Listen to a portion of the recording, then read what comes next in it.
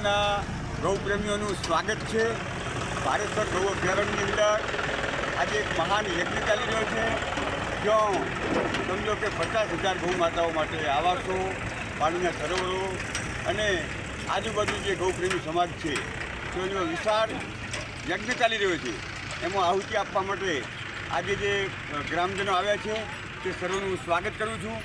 અને આજે યોગાનુયોગ એક એવો દિવસ છે કે 1000 વર્ષ પહેલાં આપણા જે શહીદોએ જે મંદિર માટે શહીદી વળી હતી એ કાશી વિશ્વનાથ મંદિરનું આપણું જે સોમનાથ મંદિર છે તો એનો બી આજે દિવસ છે।